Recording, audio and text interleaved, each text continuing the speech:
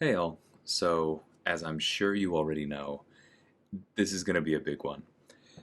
This is our war against Salty, who always seem to do very well against us. So, we have the advantage on paper whenever we match them. Our rosters do tend to be larger, but they're a very good alliance, and what I always tell the team before we head in is we cannot underestimate them.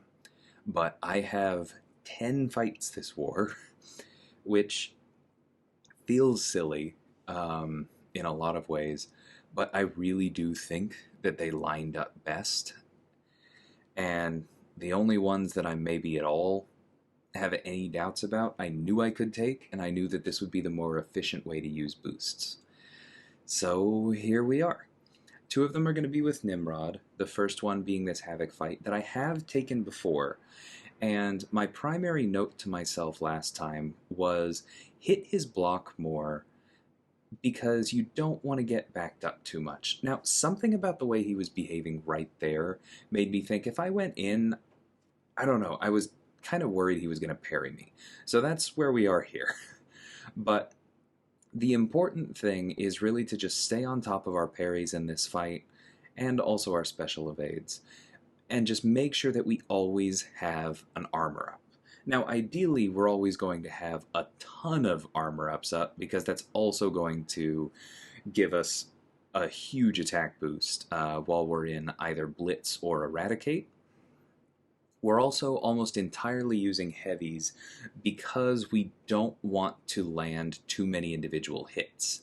As you can see there, these shocks aren't doing too much damage because we're keeping the debuff siphoner up from Reed's pre-fight, but we also don't have willpower, and if we're hitting into him with full combos instead of these heavies, we could easily stack enough of them to really feel it. So far, so good, but we do want to make sure, like I said, we stay on top of our parries. We're down to only 4 armor ups here. I don't love that. But I think I also should have stayed aggressive rather than backing off and waiting for a parry, because I'll admit it kind of slipped my mind that the protocol timer switching modes to when I could parry for armor ups would also just give me 2 armor ups. That's something that you do have to watch for when you're in Eradicate. I've seen people die to Havok before with Nimrod forgetting to parry in that mode, but when I was already in Blitz and I had armor ups that would last until the protocol change, I just should have trusted that and stayed on top of him so I didn't get into the corner. Because like I said, that's what my plan was from last time. Still better than it went last time and a very, very safe fight. So I started talking over the start of this Symbiote Supreme fight because there's just nothing to this. Reed is slowing him down. He has Defiance, so he's not going to gain a bunch of genetic potential from any of our buffs ending because we're not going to have any buffs. Even only ramped this far, even through the armor phase, we're hitting so hard. I probably should have gone straight for the special 2. I was kind of curious what the timing would feel like if I went special 1, then special 2. It means that I'm not going to end this fight with quite as many debuffs, but that's okay. It's better to test those kinds of things on easy fights like this. And we have 3 Reed fights in a row immediately following it, so running out of charges is not going to be a concern. We go ahead and use our first guidance boost. I'm not actually using Magneto House of X in this war. Makes me kind of sad, but he's still good for his pre-fights. I'm constantly telling people he's good for more than that, but this war, that is all he's here for. So we take Peni here. I've taken her with Reed many, many times. I've taken rank 4s. I'm not worried about this fight, but, the important thing on this one is to just try and stay on top of the parries, hit into her block when it works out, and try and keep everything within the stun. The main reason to hit into her block is honestly to try and get her to throw her specials. We don't want her to get to the special 2, because while Reed will take almost no damage from it, the main reason we don't want her to throw it is because we want her to throw 3 special 1s in a row. That's going to make us hit harder, it's going to give us extra power gain. We just want to lock in that passive before anything else happens. Of course, the reality is that once we are fully ramped, she's probably not likely to get to a special 2 after 3 special 1s, but that's okay, because at that point, the fight is basically won. So I was kind of trying to get her to try and auto-block me through the passive stun here, so that it would then be super safe to throw the special 2. But it didn't seem to be happening, and so thanks to the Careful Study passive, we're now at the special 3.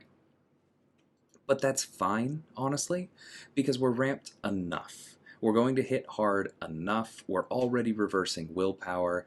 There's no power snack to concern ourselves with here. We're already past the point for backup recovery. So it's not a problem that even though we're only at 2 stacks of each pre-fight debuff, we get pushed to the special 3. As you can see, the heavy is quite strong here. And now I think we're only going to need a couple more heavies. There's a big one, there's another one, and then we probably just need a crit. You can tell that I was probably thinking the same thing that I just said out loud while I was taking that fight. One more heavy, one more heavy, one more heavy. Oh well. So then we have Sorcerer Supreme here. It is Mixmaster, so we need to make sure that we're not doing long combos. We need to keep things short and controlled. But beyond that, there's just not much going on here. We have the Defiance tag, so Mystic Dispersion isn't going to be a problem. The Mystic Dispersion Global isn't going to be a problem. There's just not much she can do here. She will slowly gain power, but we're blunting that. We don't really have to worry about her going red because we're hitting into her because of Power Focus 2. Basically, the only way we lose this fight is getting hit by a special.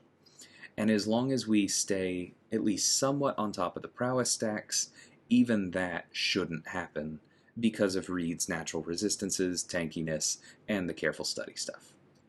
I'm not worried about keeping the prowess off completely, but I do want to try and keep it in the low single digits, hence the medium light into this special 2, just because I don't want to find myself in a position where she has like 12, 15 prowess because I've only thrown parry heavy the entire fight, and then I'm actively scared when she throws a special 1 because what if the inputs don't work and I eat a hit?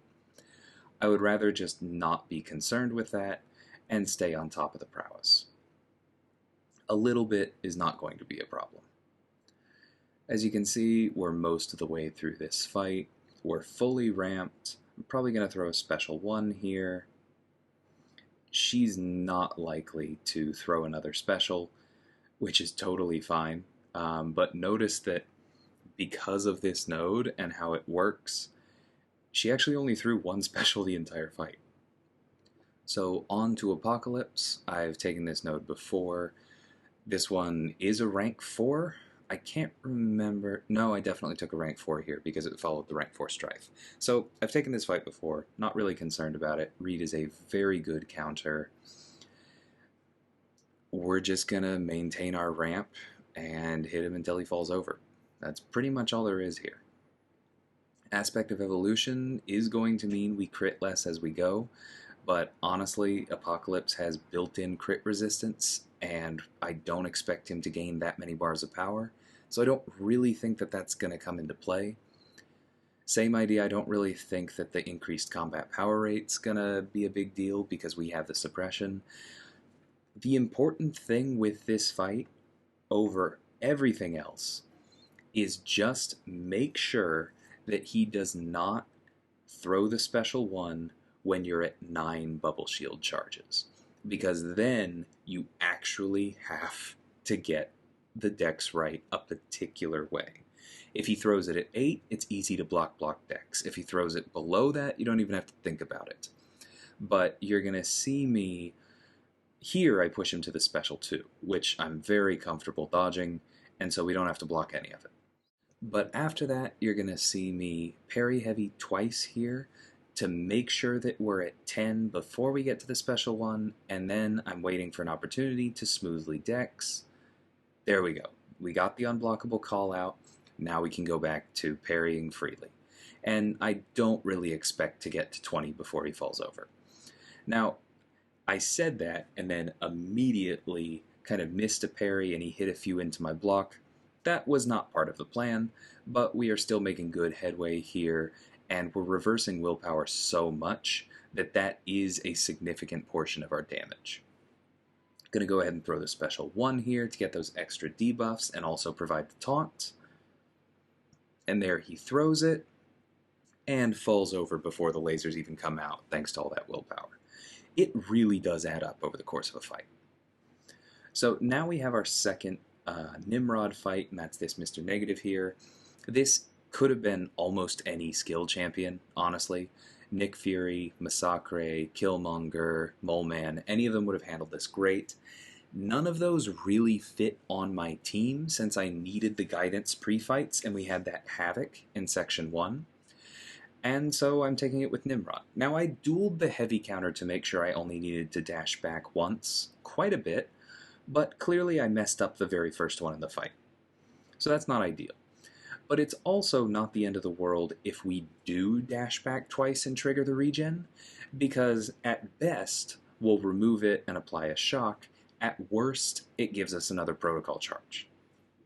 Either way is fine, but the reason I made a point to duel countering the heavy that way is in case he regened enough times that I was actually worried about the possibility of him going unblockable.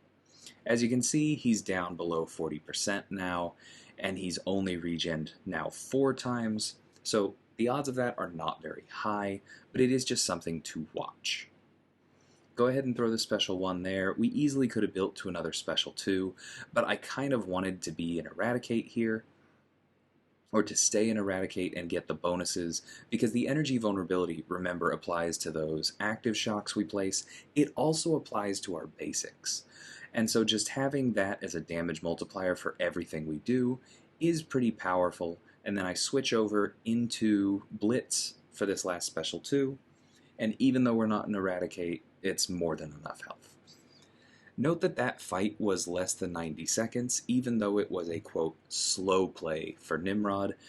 I really think that that's part of the key to mastering him in war, is just understanding the depths of his kit, how many tools he has to win a fight, and knowing you do not need to rush. So then we have Hyperion here. Again, another fight that Reed just shuts off. Defiance takes care of Buffet, but honestly, even if Reed did not have the Defiance tag, he'd be quite good here, because Petrify would be blunting and then eventually turning off the heal. We wouldn't reverse it because of the Indomitable node, but Reed could take this any season. Right now, he just trivializes it. That power gain is a lot easier to handle when Hyperion's only getting 60% of it, and then we can just bait out these special 1s and build our careful studies. I go ahead and throw the special 2 there because once we're at 2 suppressions and 2 petrifies, Hyperion's gaining almost no power from the power gain, doesn't gain as much from being hit with our special 2, and so it's pretty safe to throw there, even though that's not the way that you would play most other characters when you're trying to bait out another special 1. So now we've got our second special 2 up, and Hyperion is losing power. This fight is over unless I massively mess up. Funnily enough, that heavy was a little bit late on the release. Could have potentially run into some stand your ground issues there. Don't think it would have cost the fight, but I'm glad that didn't happen because it definitely would have cost a potion or 2. So moving on, we have Mordo here on 48. This is again a fairly simple fight. Basically what we need to watch for is the missing in action node, and just be mindful of when Mordo's buffs end. This does not go for his power gain, funnily enough, as long as you remove it by hitting into him, but it does apply to his furies, his vigilance that he gets from the node, and, God forbid, his regen if he throws the special 3. But I don't expect that to happen because, as with Hyperion, Reed is going to be out of the gate, cutting his power gain by a full 40%. There's no Mystic Dispersion. This should be pretty simple. Doesn't mean I won't get hit because I handle and evade poorly or have input issues, but at least as far as the theory of the fight goes, should be pretty simple. He throws that special 1, we knock him down, we try and bait another. It is fully possible that maybe he does push himself to that next special 2 and we don't get the Careful Study passive. That would have been a bit annoying, but I think it was worth being aggressive there because throwing our special 2 when we did made sure that a hit of a special landed right as the falter timer was coming on us, kind of like here. And so Reed giving us the room to stay aggressive really helps us control those falters. We don't have to worry about pushing him red. Even if we did push him red, he wouldn't hit that hard. And so the normal cascade of expiring buffs and falters that can happen on this node is just not a problem. So this next one is the weird one. I'll just say it flat out. For those of you who watched my last video, you saw me clean up an America Chavez on this node, but Conflictor is a difficult mini-boss, and it's one that is very much at odds with how Reed's kit normally works, which is to start with debuffs and to apply more.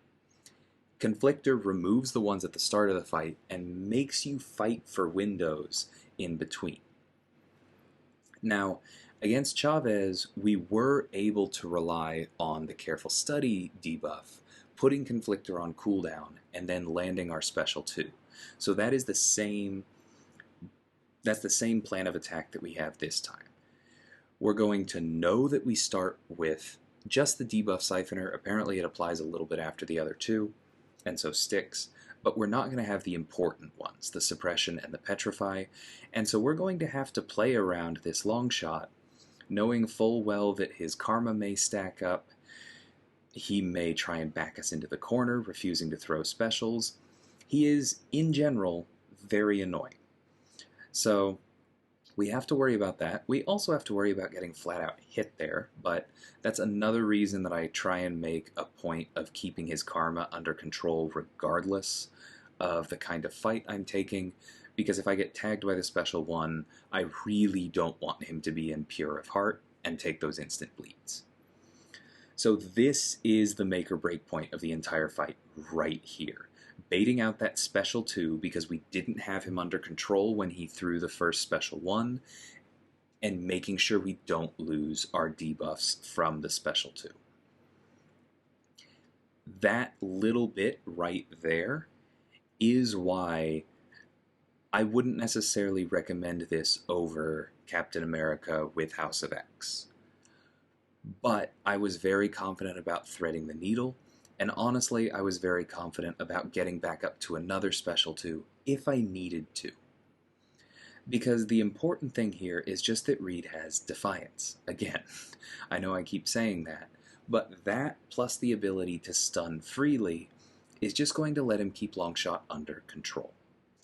And as long as Longshot isn't going crazy, chaining multiple special 3s, chaining special 2s while you have bad karma on you, then you just have to hit him until he falls over. And as soon as you can turn this fight into that, a much, much easier version of it, then nothing else really matters. And the way this fight goes, as soon as we do lock in that first set of debuffs, and as soon as we bait out that first special 2, convinces me that it really is a good counter. You just have to be comfortable in that crunch time. And I've used Reed enough that I just am. So, mileage may vary on that one, but I do feel like it is a very safe counter. So then Mangog, you've seen me take this several times. This time, I'm actually out of Science Power Back boosts, as you may have caught earlier on. So I still have the Power Start. I'm going to go ahead and throw this potion on very quickly because we're running out of time on that power start, and then we're going to head in. But I don't have the power back boost this time. And so I'm not going to have any help getting from one special 2 to the next. At that point, I am extremely glad I did not switch the power start over to an invulnerability because it would be completely gone right now. I do think I blocked that combo. I'm sure you've heard me say that before, but whatever. Thankfully, Reed is pretty tanky, and thankfully we were using the power start, not the invulnerability, so that didn't just cost us our whole plan. We're getting backed up here. This is the danger zone. But we have enough power here that it's not a danger zone I'm really worried about. We get out of the corner, we throw our next special 2, we're now fully ramped. We expect this special 1 right here. He's now at 9, but we have extra power gain because of the Careful Study passive now, and so we can easily get to this special 1 here, apply the taunt, refresh our debuffs, and apply the stagger, so that when he throws this, the unstoppable and the unblockable are eaten right away. And then that's just what we do for the rest of the fight, because we're hitting very hard while fully ramped. He hasn't gained that many bars of power. We close it out. And that takes less than 80 seconds all told. Like, Reed is just really, really good for that.